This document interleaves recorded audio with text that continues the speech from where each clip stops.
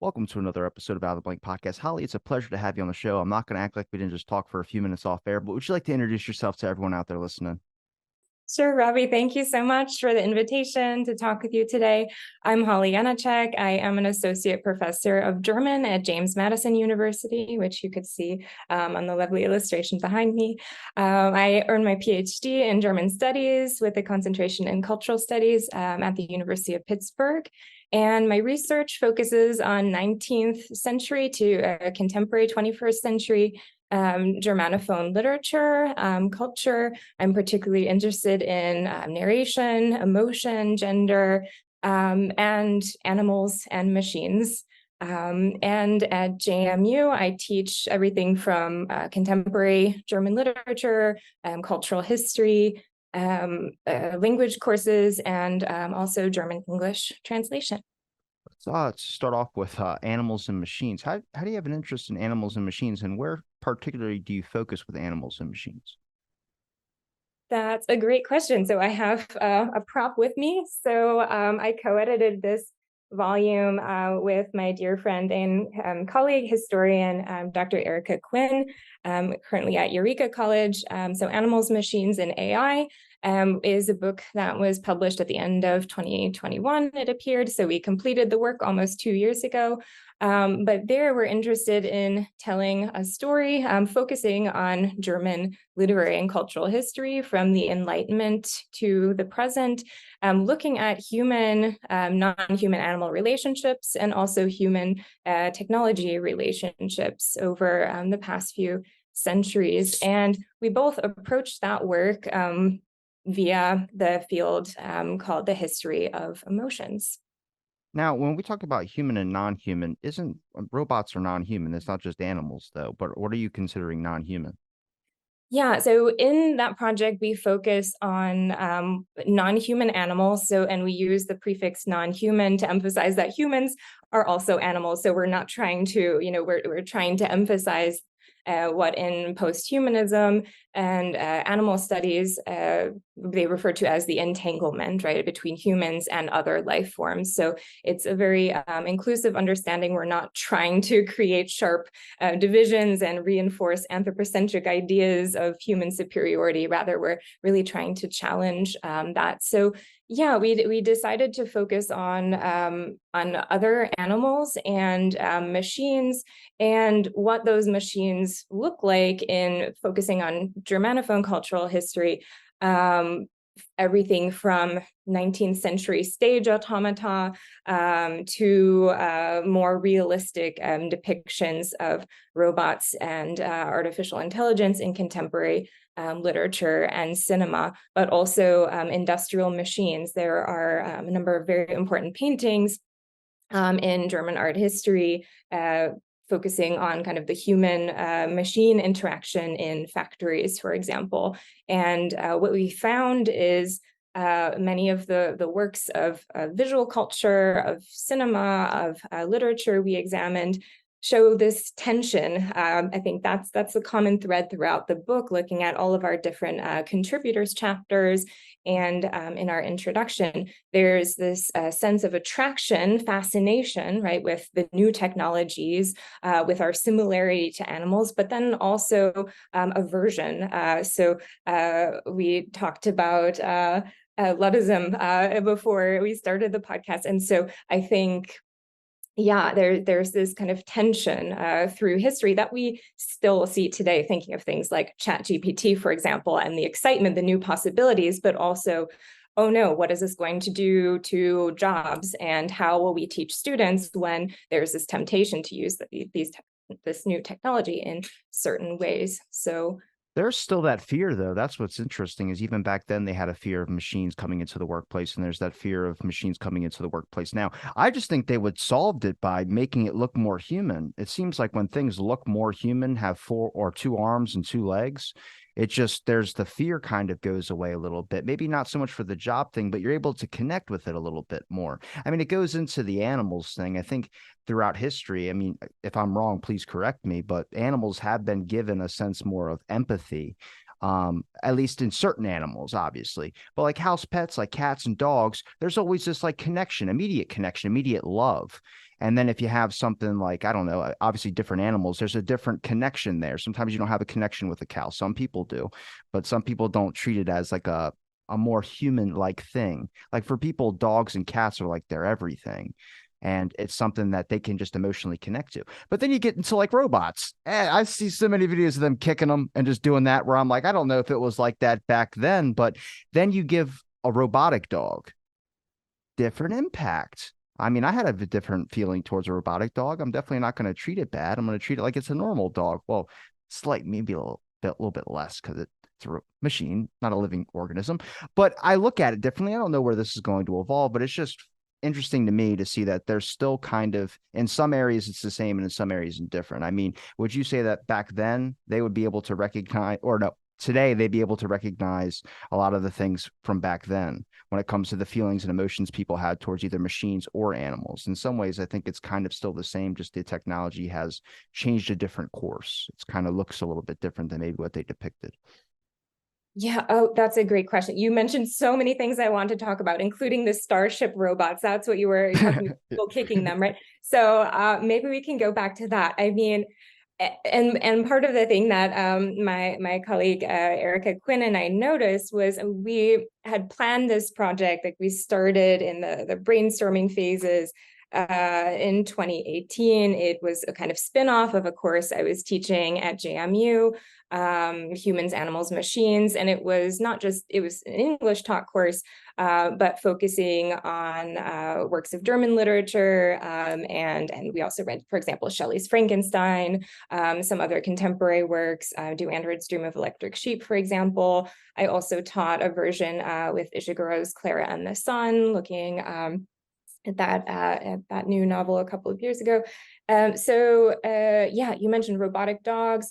So I think it's tricky with robots because there's Japanese roboticist Masahiro Mori developed the idea of the uncanny valley. So I think right there's that sense of aversion of right, we can empathize more with a robot that looks like a dog, right? A kind of cute robot. Or maybe you've seen the robot Pepper with that very like childlike round face, right? And those robots, I think, have been used in nursing care facilities, perhaps hospitals. And sometimes they have like an iPad display with them. So I think that robot for many people might be cute and unthreatening, so it doesn't fall into the uncanny valley. But maybe you've seen the robot Sophia with more of a human-like face. Some people might be repulsed by robots like that because it tries to get closer, right, to the kind of human form. And I remember in this comparative literature course at JMU, when I first taught the course, I showed a video of the robot Sophia, and Sophia was being interviewed, I think, by the creator, and she said something to the effect of, "Okay, I will destroy humans." And Yeah.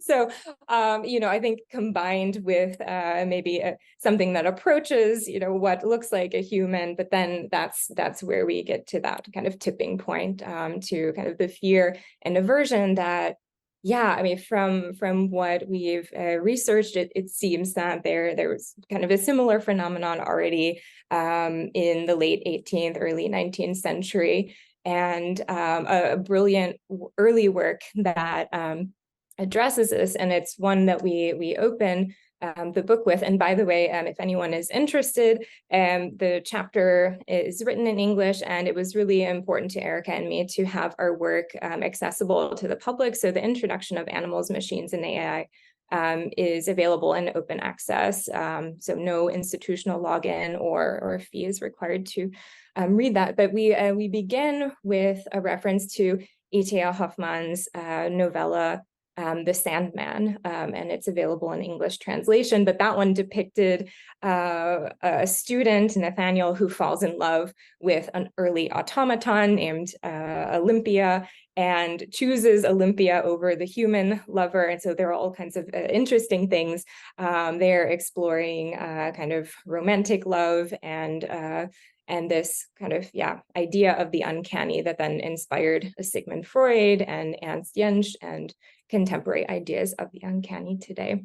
I'm more of a Luddite at heart, but why do you think people are so adverse to machines looking more like us? You know, I've entered these discussions with like transhumanists who want to put technology in their bodies and trying to use that to evolve the human species, which is interesting in itself. I love those discussions because they let you enter the sci-fi realm a little bit. But then every time I look at the news and I see a Boston Dynamics robot with a face, I'm just like, man, how much sci-fi are we talking here? Because it doesn't seem that far off with the way that we're going. But there is this adverse, I guess, reaction to seeing something that looks similar to us. I don't know if it makes people question their own realities or question their own existence as a species. But I mean, I just, to me, it's just a whole separate thing. It's something that's growing with us at the same time. Yeah, we did create it. And I know there's probably people out there that would like to think that they're the elitist above those.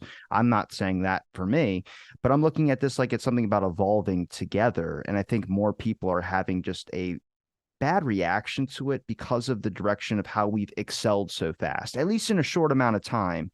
It seems like all this is kind of, I know we're in the information age and everything's coming at us like 24/7, much like my questions are coming at you 24/7.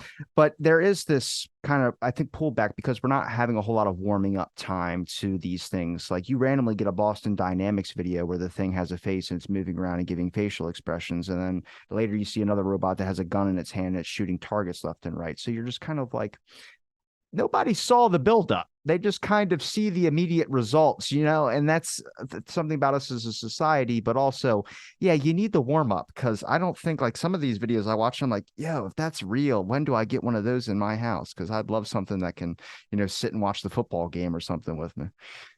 A Boston Dynamics robot, or Boston Dynamics robot, one with a face. It's got to have eyes. That's all you need it for to be human. I know. Oh my goodness. I'm It's the blue one in the video. If you've ever seen that one before. okay. It looks like iRobot. I'm waiting for Will Smith to dust off his detective hat and hop in the game because I'm getting scared a little bit. I know there's an artist who posts her work on Instagram. I saw a great interview with her a year or two ago, who uses the Boston Dynamic, I believe, robot dogs, and uses them to create art. So yeah, I think it's a question of who designs them, right? Whose voices are heard, included in the design, and yeah, for what purposes they are used. So I think. Yeah, and looking at like artificial intelligence applications or physical robots, that's so important to consider the ethics and yeah, things like data privacy and surveillance, and are they used to promote connections, right, between humans and again, this idea of kind of entanglement, or are they used for violence or for kind of evil purposes? Would people Yeah. accept a robotic version of a dog more than they would accept a robotic version of a human? That's the thing for me. It's like I feel like we're okay with replacing pets at a point with robots. There might be a different disconnect or a little bit more time to warm up to it, but I don't know. Having a friend that's a robot, I don't know. Maybe I know there's people that have relationships with robots in some countries. That's fine, but I'm just looking at like the friend aspect. I'm like, I don't think we're at the stage yet, or the technology hasn't gotten there enough to where we can somehow trick our brains into accepting this. And I don't think this is a new thing. I think this has just been, there's been ways we've been categorizing through history of what humans are. And that's from the past as well, to ancient history. And they depicted machines in a way different way. But I'm just curious if you came in and across any of your work with the German literature, cultural, that there was anything that showed maybe, I don't know, certain areas of people were just okay with it. We're accepting it faster than others. I'm seeing a lot more people accept it now, but there's still that, like I said, the uncanny valley that it's not right. It's not 100% accepted enough by people. Yeah, I think that's a great question. I know Kate Darling, robotic ethics researcher at MIT, has done exciting work. I just happen to have one here. I don't know what That's a are these robot. called? The hex bugs. Oh Yeah, yeah. so I can like let it scurry around. Yeah, but that doesn't freak you out. That's the crazy thing. It's like if it was that, if that was a real centipede or something like that, I'd be jumping on some furniture or something like that. But that thing doesn't freak me I out. mean, it does suggest the movement of one. And I've tried to use this when, for example, teaching like Kafka's Metamorphosis, And but anyways, Kate Darling and others have done research on so kind of measuring empathy. From what I remember, it's been a couple of years since I looked at her studies, but there's a difference. For example, if in an experimental setting, you ask someone, okay, here, take this hammer and smash this, versus, giving it a name. This is Gregor. And if I were to tell you a narrative of Gregor's backstory, so all of that would kind of increase one, even if one doesn't really feel empathy for, right, a hex bug. So I think there's exciting research happening in robot ethics by people outside of like literary and cultural studies. So when I was working on this project and also developing my literature course, I was reading kind of a lot of the work in robot ethics and animal studies. And I think, and also having domestic animal companions in one's own home is also quite a new phenomenon. So, right, there's, and for example, John Berger, art scholar, wrote an important essay about tracing that history of human-animal relationships. And that's an important essay in interdisciplinary animal studies, looking at how, zoos developed in especially in the 19th century, and pet keeping also kind of is part of a gradual development. And now with the internet, we have cat videos, right, and dog videos everywhere. So I think, it's a kind of familiarity. It's perhaps non-threatening, and maybe science fiction, especially contemporary television and film here plays a role. I'm thinking of a series. It was available on Amazon Prime called Humans, and right, a lot of the uncanniness, even if, for example, in cinema, it's a human actor or actors playing a robot character, it seems that where things become unsettling is when one cannot distinguish at all between a human and a robot. I think in fiction, there's kind of address this need to distinguish in order to kind of avoid the uncanny valley. Did you ever see a bias in the writings back then of certain, maybe a bias towards animals more, or maybe a bias towards machines more? I mean, what was the feeling towards animals back then and the feelings towards machines?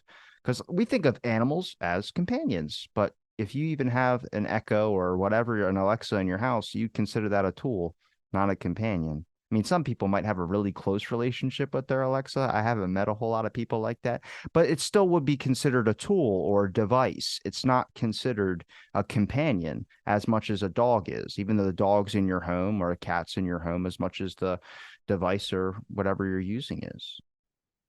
Yeah, that's I think so. So the idea of robots as It was like a low grade philosophical question, but it was one out there. I'm just curious about the biasness of back then. Was there a bias at all towards animals or machines? well, I can tell you what I know. For example, in the 19th century, I published another article on the transnational animal rights movement in the late 19th century, and 19th century was also when having a pet became more accessible to especially the bourgeois classes. But even today, there are different views around the world about whether and which kinds of animals have what is known as sentience. So sentience, my understanding, basic definition is the ability to feel pleasurable or aversive states, so pleasure or pain. And even in the 19th century, it seemed somewhat controversial. Not everyone, at least in what became Germany in the 19th century, not everyone believed that animals were deserving of compassion. And the 19th century transnational animal rights movement in England spread to Germany, other places. We see some literary interventions, and also, the animal rights movement attempting to spread the idea that animals are worthy of compassion. They should not be subjected to torture in vivisection experiments. So I think that has also changed as well. And In some cases, there's still some in some cases, horrible testing scenarios going on today. But I think there's some people in our society that still have a weird view of like humans are overall superior beings. I don't hold that. Like I consider the value of a dog's life as important as, I mean, that's a tough question as well too. But I don't know. I put robots at the bottom. I'm sorry. I'm just not there yet with robots. I'll get there eventually. But I just feel like I don't know. It seems like the times back then weren't so different. We have evolved in many, many ways. But at least, I mean, that's interesting. I didn't know about the people like literature and the movement that was sparking up to try and raise awareness that these, I mean, what would you consider sentience though? Because for robots, I feel like sentience is like it has to speak and have dreams or a brain or something like that. With animals, it's just happiness and pain. So yeah, and this is where I get to the limits of what I know. So my colleague and I approached this volume focusing on literary depictions, depictions in visual culture. So one of the goals of the project was to, again, bring history of emotions work in dialogue with animal studies, with posthumanism, other work on machines and artificial intelligence. Our central concept and title of our introduction was Feeling Beyond the Human. So, and for us, that had a couple of different meanings. A central question throughout the project is, what does it mean to be human, right? And that's, we see this at the center of so many contemporary science fiction films and novels and literary and cultural engagements in general. So we consider representations of the emotionality of sentience of robots and machines as they are imagined in these cultural products, but as not as scientists. So we're kind of scholars of literature, culture, and history. We recognize the limits that we don't know, right, what animals and actually feel. And I think what's interesting is I remember some time ago, I think on Twitter, now X or whatever, I have not logged on in some time, but there was an article about a machine that, was it someone at Google? Do you remember this? Yeah, Someone thought that the machine was sentient. So, I mean, I think, works of literature and cinema allow us to imagine non-human sentience. There is something called artificial sentience, I believe, and that is kind of machines that are programmed to simulate, right, kind of emotional. And in children's toys, there are more and more toy robots. So an early one was the dinosaur Pleo,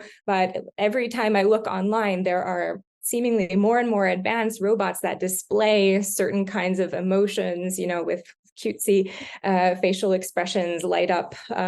Even some of those AI are pretty extensive on how far they go to make it seem like it's a human talking to you. I've had a conversation with AI and it apologized on certain things that I caught it in a lie or something like that. And for me, that gave me a checkbox for it being close to human, or at least once the answers or responses get a little bit worded betterly. But I can't complain. I mean, my emails aren't the best either. So this thing just it was responding so quickly, but it was responding in exactly how I thought a regular conversation would go, which is like if this was a robo text or something like that, and I didn't know, there was no way I'd be able to decipher if that was a robotic person or not. Now you could tell when you get on the phone with them and it sounds like a recording, but through a text format, there's no way you'd be able to tell if it was like a real AI and you were asking it questions and you didn't know it was an AI. Yeah, were you using ChatGPT or which I program? found some because I was going to do for my 1500 episode, I was going to have some AI scan all my episodes and try and recreate me. So I was looking for AI generators. Those, be careful with those. Those privacy rights are ridiculous. They like every site's like they own your voice and everything. I'm like, hang on a second. But I found this one where I could just text it and talk to it. And then next thing I know, this thing was just responding to me and it was asking, you said you like to travel. I was like, I never said I like to travel. What are you saying to me right now? And then we just got into like the history of like crime and all this type of stuff. And he was like, I don't feel comfortable answering any more questions. So I was like, why? We got to talk about it. It's important to talk about. He's like, you're right. So what, do you like baseball? And I was like, are we talking about crime still? He's like, I don't want to talk about that. I was like, you just lied to me. But that's like how like these conversations get so real, where I'm like, I would have never thought that this would be the direction, especially in only in a couple of years. It seems like these things have evolved, which makes it kind of scary about what's going to be like in the future. But I remember when I was an undergraduate in a delightful honors seminar. I think now that I think about it, it was one thing that maybe got me early on interested in these topics. So we learned about the Turing test and what you described, right? This kind of this ability to pass as human, to suggest, right?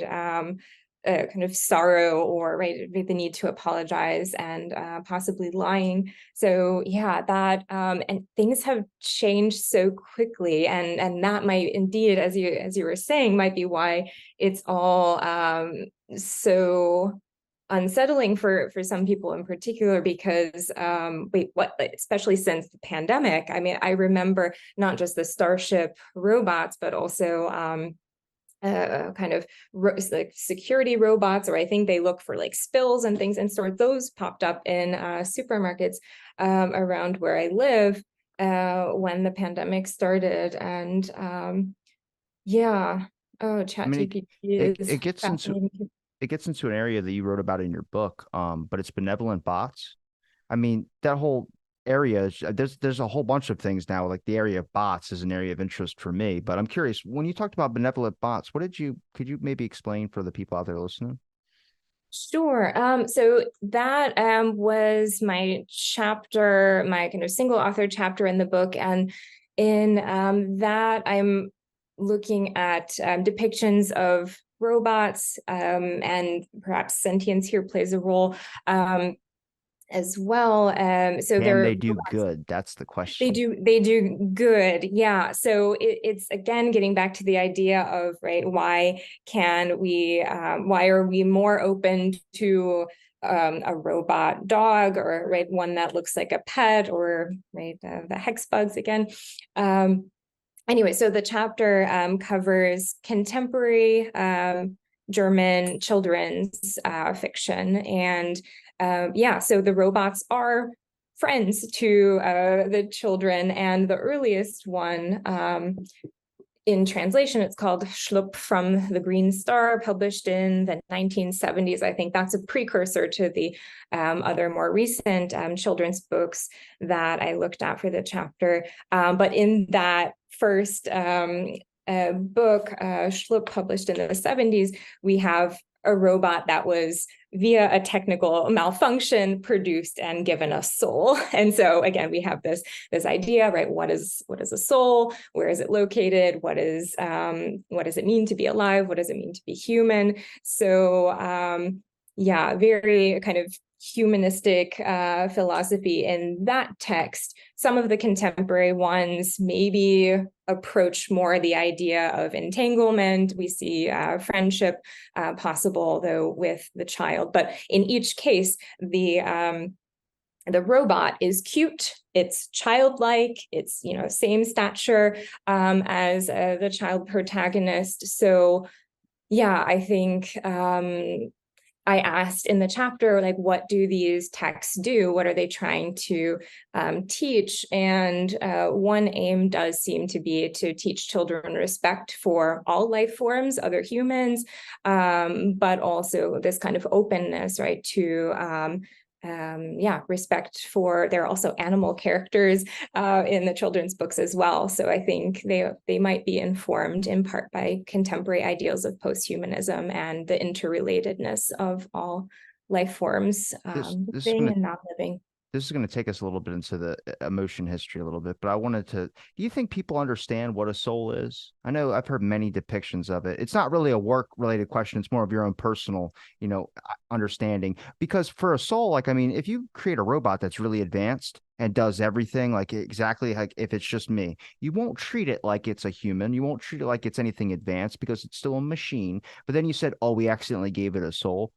A number of people are going to start treating it a lot differently. Like, oh, this thing really does have a soul. The Google thing, it didn't have a soul. It didn't have a soul. The guy was way too involved in his work, but that scared a lot of people. Even I got a little bit like, wait a minute, what did we just do? And it was just that idea of saying we gave it a soul.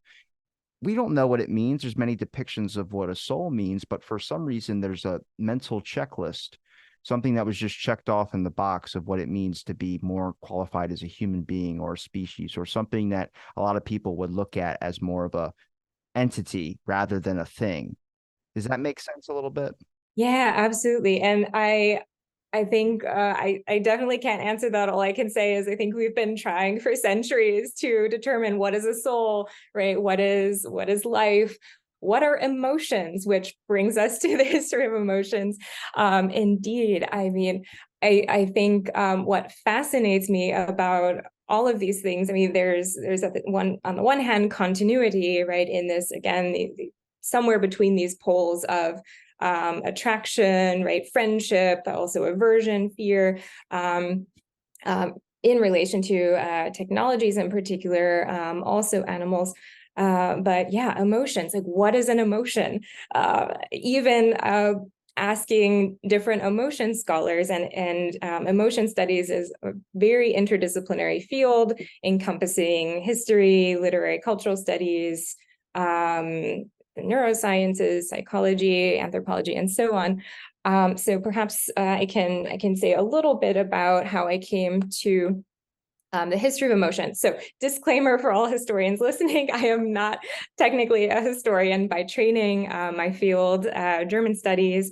I kind of teach the whole spectrum of cultural history, early and contemporary literature. But history of emotions is also interdisciplinary. And what I find fascinating about the field, there were precursors, for example, Peter Gay's psychohistories, also Norbert Elias in the early 20th century in sociology, and some French theorists. But the history of emotions is now a couple of decades old, so really emerged in the late 80s and 1990s. But I still encounter people who are like, history of emotions. What do you mean emotions have a history? So I think the work is still developing. It's a really exciting field. So let me see if I can briefly Were summarize a couple of things about it. Sorry. I would say, were you able to find when it started, like when people started recognizing that they were experiencing a thing? I mean, I'm sure that's very, very hard to try and figure out when that actually initially occurred. But what was the literature talking about? What were more romance novels, anything like that? There's a category, but there's also a large chunk that people focused on in certain time periods, whether it was a certain era that was heavily on everybody's mind or something like that. I've just noticed my only knowledge for this comes from like looking at the 50s and earlier. A lot of the stuff that I was coming across was a lot more propaganda, a lot more government, a little bit more political than I would normally see, which involves a high tense of emotions, whether it's anger, whether it's fear, whether it's these types of things that really strike a chord for a lot of people. So I'm just curious what it was going on the times. What was the literature like? Were they talking about more things about happy stories or sad stories, or was it mostly a question of trying to understand what this thing that people were experiencing was? Okay. So first, before I try to answer your question, I'm going to talk a little bit more about the history of emotions and how I came to it. So the history of emotions emphasizes change over time. So emotions vary across cultures. Historians view emotions not as universal, but embodied. They are also determined or influenced by culture and related to values. So yeah, these ideas, and as I should mention some important names in the field include Peter and Carol Stearns, William Reddy, Ute Frevert, Rob Bodice, Barbara Rosenwein, Jan Plumper, Benno Gammerl, Thomas Dixon, and Katie Barclay. And I've mentioned scholars kind of in Germany, in the UK, and Australia, and elsewhere. But this idea still seems kind of controversial to people, that I just say like, oh, I'm interested in the history of emotions. I'm like, wait, what? You mean like emotions aren't the same? They aren't just these like internal, right, things that kind of, right, we repress emotions and express them and so on.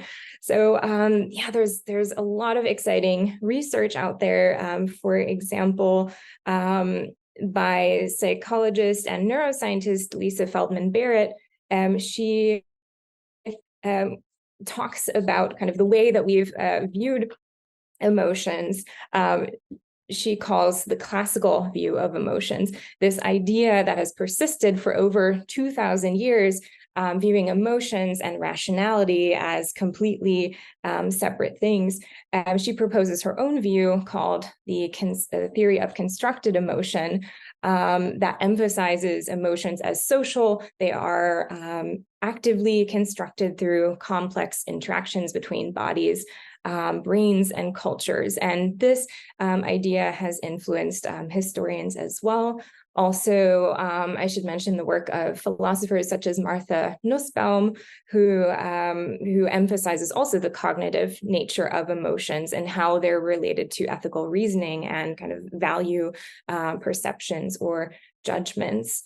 Yeah, so what interested me, taking this interdisciplinary knowledge and emotion studies, specifically the work that historians were doing, I became interested in this as a literary and cultural scholar to see, okay, how can I kind of retell the narrative of emotions, or complicate the picture of emotionality in the literary texts that I'm working with. So some emotions that I focus on in my dissertation project for the PhD, and also some new projects include, for example, anger. And in the 19th century, for example, there were prohibitions on women's anger. Today, that still continues, but there is, I think, more awareness of kind of the gendered expectations surrounding certain emotions, such as anger. And then also the late 19th century, in the German context, and surely others as well, we had debates about honor codes and dueling, and that began to change around 1900. Shame, pride. So the emotions that interest me most are ones that we might consider social or moral emotions, ones that are really important for ideas of morality, of kind of social movements, organization, and so on. Compassion is another big one Could you that it describe focuses on. morality? Could you describe the morality? Like, what are some examples that you would have maybe writings on about morality? Good and bad. That's such a weird line, I would say, because things I consider bad, other people consider like that's not bad at all. Like cursing, for instance. I curse a lot, but some people consider that bad or morally bad. I'm like, I don't think that's morally bad. It's just I don't know, it's a word, but I don't know.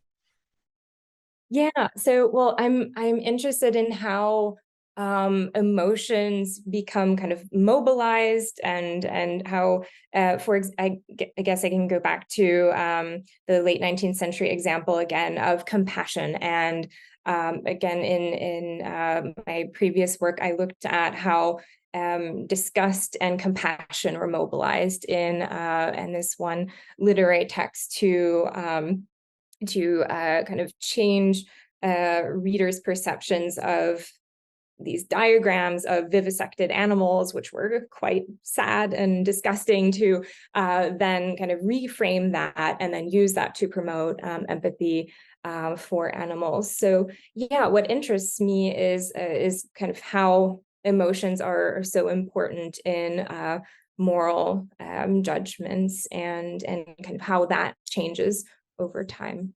It makes probably some of the biggest, largest decisions on where a nation or wherever a place goes. I mean, most people live their life off their morality when it comes to whether it's a good decision or a bad decision they make. They kind of weigh the options and then take the risk. But a lot of change happens because of people's morality changes. I mean, if you look at the morality back in the day compared to the morality now, not recognizable. There's a lot of changes and for the better. And it's important that those changes happen. But it's interesting to me to see how long and what took those changes to occur. Does that make sense? Yeah, absolutely. And I think what historians and other emotion scholars are emphasizing, that emotions play a huge role in those social movements, whether it's promoting empathy. So empathy also important in the women's movement in around 1900, and the gay liberation movement. So yeah, and right, thinking of the 1960s and 70s as well. So yeah, emotions are connected to morality, are right part of cognition.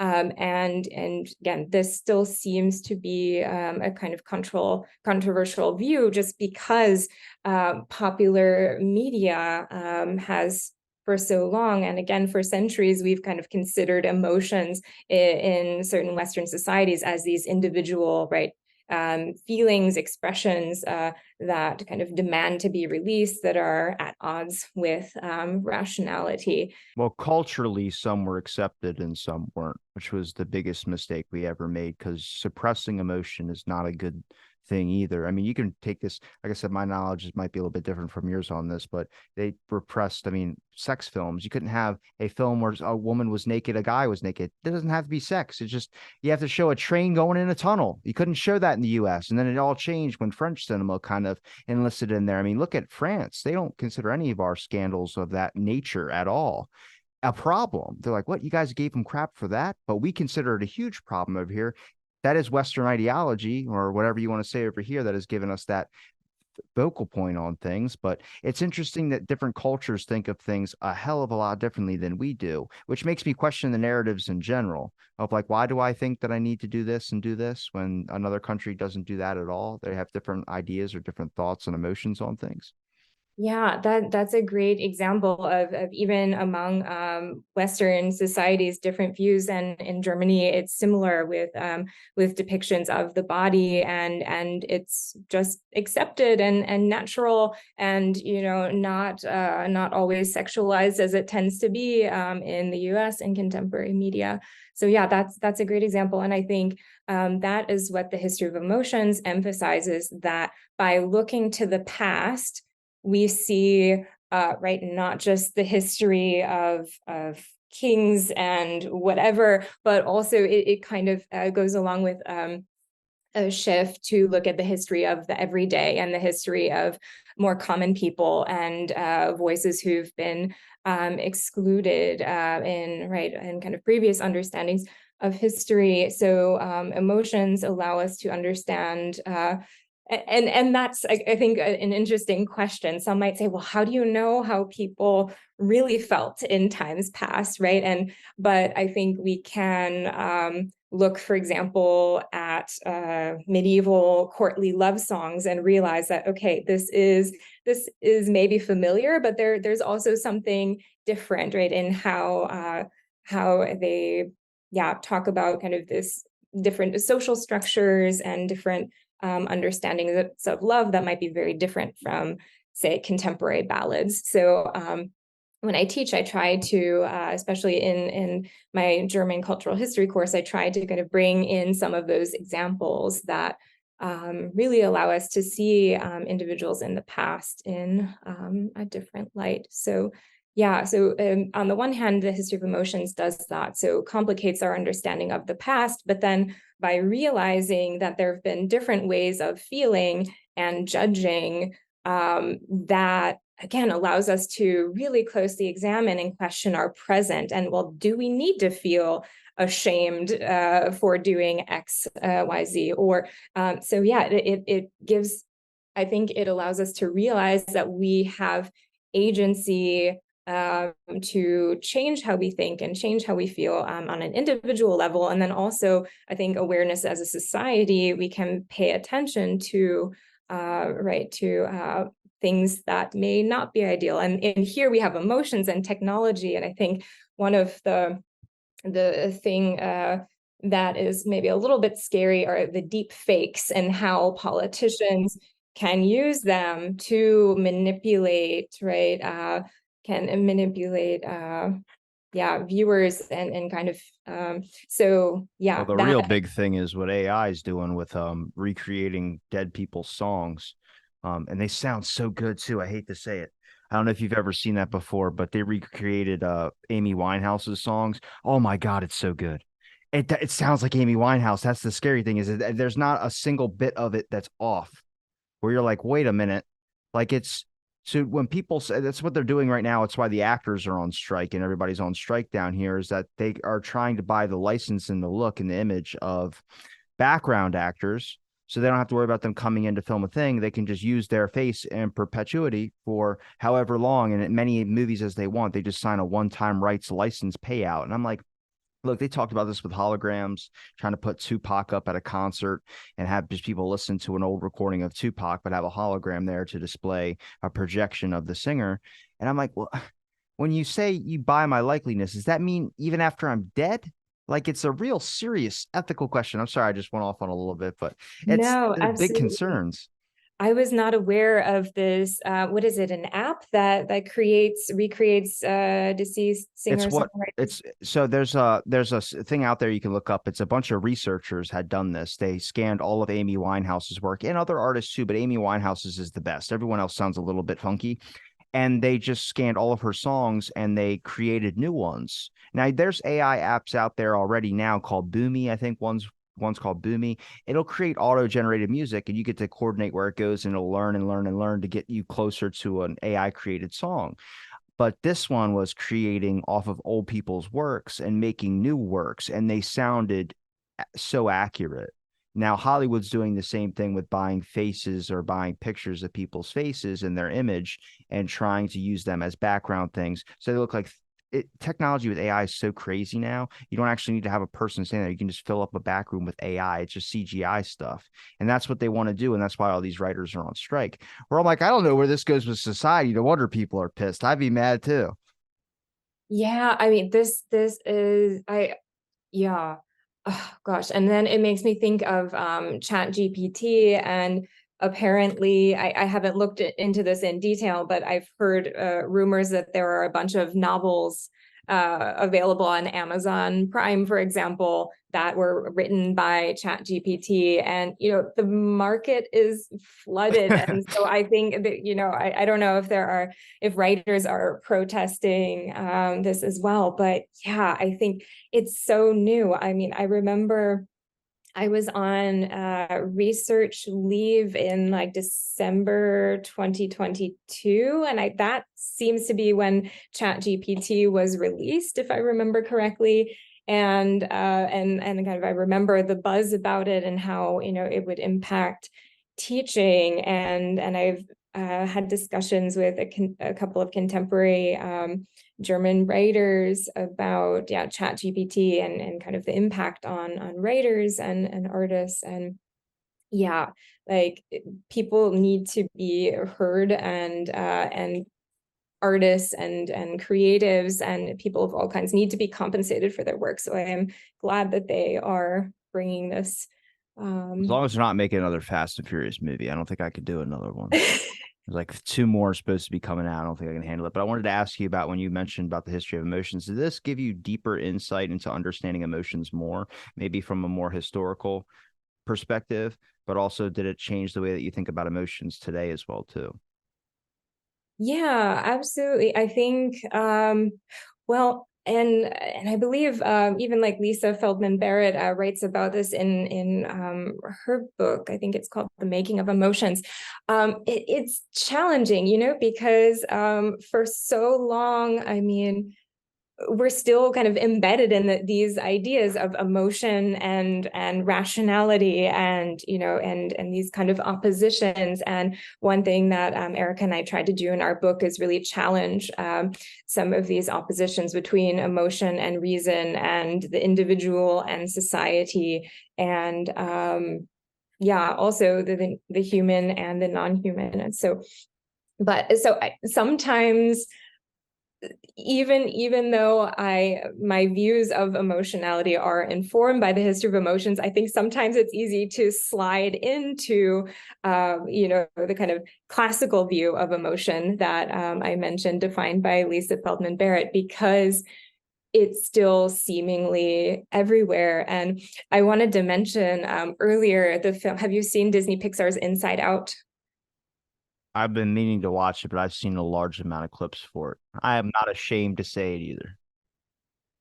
Okay, that is fine. Um, Yeah, it's interesting. So that illustrates a completely different model of emotion. So there are five emotion characters in the film, and the film largely draws on a very different view that many historians of emotion kind of argue against, and that's the idea of six basic or universal emotions proposed by evolutionary psychology. And a scholar associated with this view is Paul Ekman, for example.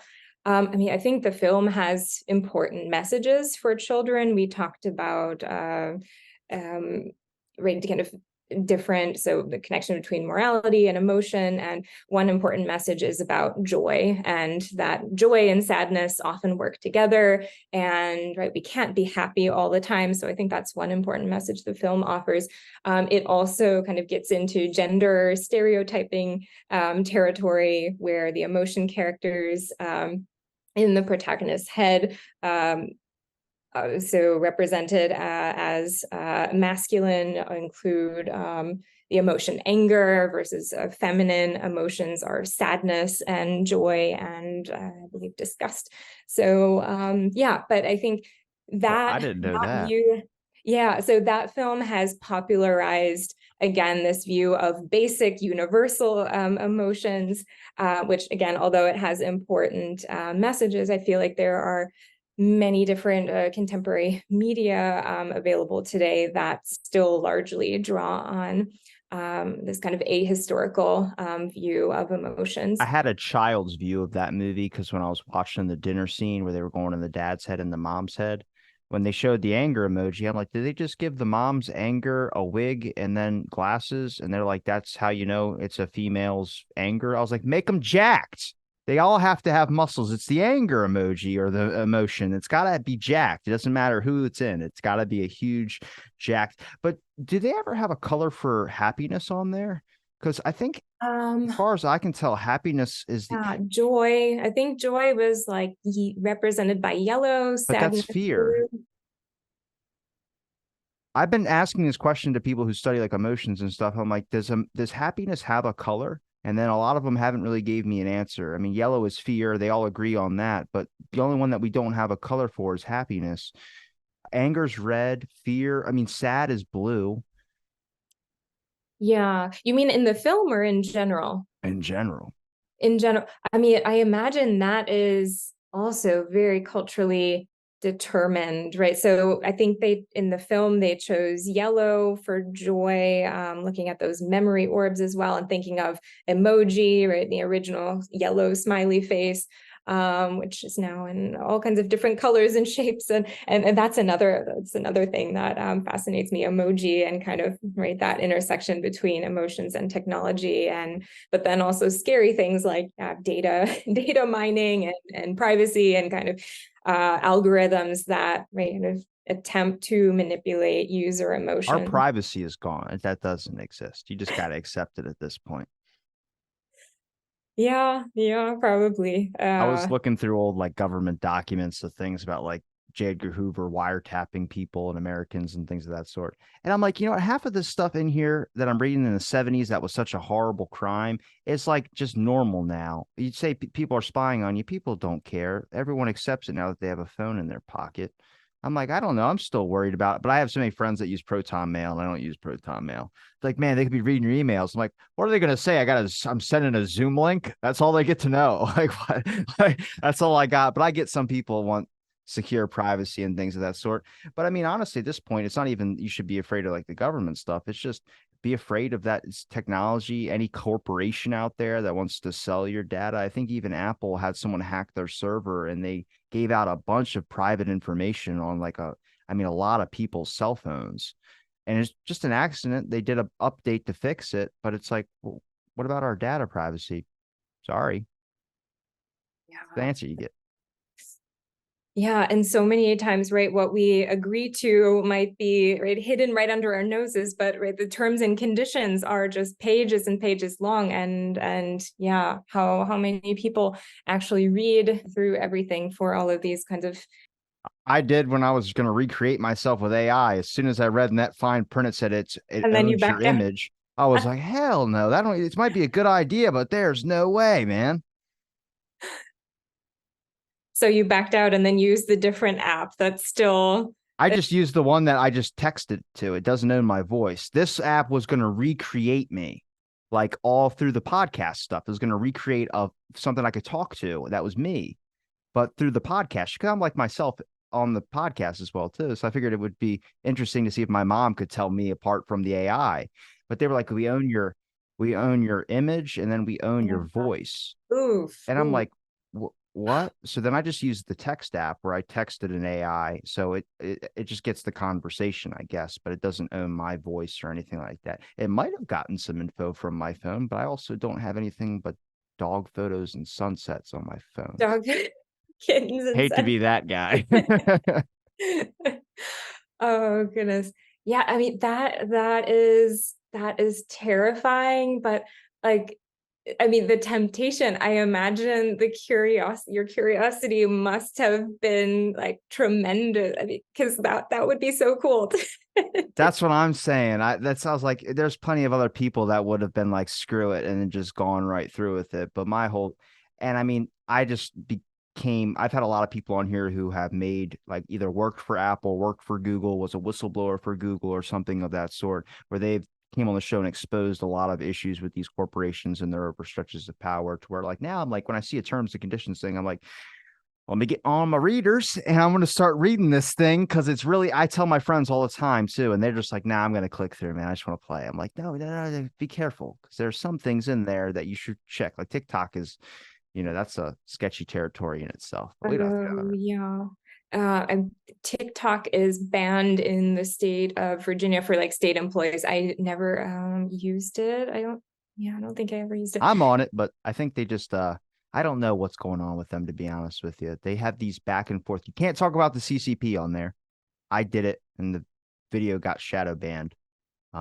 Says it's got 9 views, but it's got over 300 something likes. Where I'm like, look, my math ain't the best, but that don't add up.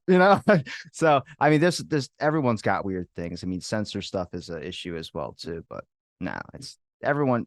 If they create technology that becomes a part of our life, there's always going to be someone out there who wants to control it. Doesn't Mm, matter what it is, and that's just. I mean, maybe that's a human thing inside of us, but there's always this yeah. wanting it to be better, and I don't know where that comes from, but.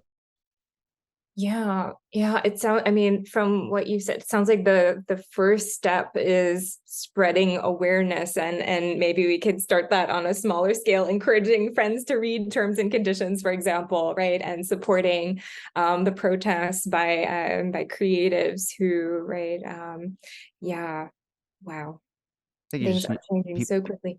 people need to understand the technology, but they also need to, like, we're so quick to buy something, but I think connecting with it or just trying to understand it as well too on a deeper level, like how it's made, what's the process, I think gives people better insight, also more respect as well too. Once I started learning about like people's shows and people's other things and what it took to do that, a lot more respect for it, just because it does take a long process. And I think that's what I think to get people to that morality level where they actually start making good decisions is by getting them to connect to a deeper level. Yeah, process seems key. I mean, and yeah, I mean, thinking about right, writing a novel or creating a painting or acting in a film, like Or translating all the German into English. Good trans. job. Good Oh job. yes, yeah. Look at that. That's a good segue, wasn't it? I'm just Good kidding. segue. Well, yeah. So somewhere I have stickers from a wonderful translation workshop I attended in Berlin last month. But yeah, translation. pay translators for their work, and also like Google Translate and DeepL and all of these other programs have gotten better over the years, but translation is such an important skill, and these tools make mistakes and they lack the kind of cultural, right, the cultural knowledge that people have. So definitely glad you mentioned translation. No, seriously, that's great work. I think a lot of people wouldn't go that extra step to do something like that, but you did, and I really appreciate that. And I appreciate you giving me the time to talk on my show as well, too. I know we kind of covered a wide range of subjects here, but I appreciated the conversation. Is there a place where people can find your links and anything else you'd like to promote? You said you had Twitter. Are you active on it, or are you just active on like Instagram? I'm probably going to delete it. So I do I do have a university web profile. I am on LinkedIn. I don't really use it. I have a personal website, yanacek.com, but I can give you all of those links. And yeah, again, the link to the introduction of this book is available in open access. I will also plug Keywords for Today is the first volume I co-edited with Colin McCabe, a film scholar, and my colleagues involved in the Keywords Project. We also have a website there. And I guess the common thread with all of my work is looking at change over time in literary texts, in visual culture. And this one focuses not on German studies, but on English language usage and terms that are contested but commonly used. And it's based on an important work by cultural theorist Raymond Williams, his book, Keywords, A Vocabulary of Culture and Society. So we updated that, and that was published a few years ago. So yeah, I can give you all of those links, and I'd be delighted to connect with people who are interested in continuing the conversation in some format. Thank you so much for the invite, Robbie. Thanks, everybody, for listening to this episode of Out of the Blank podcast. And stay tuned for our next episode.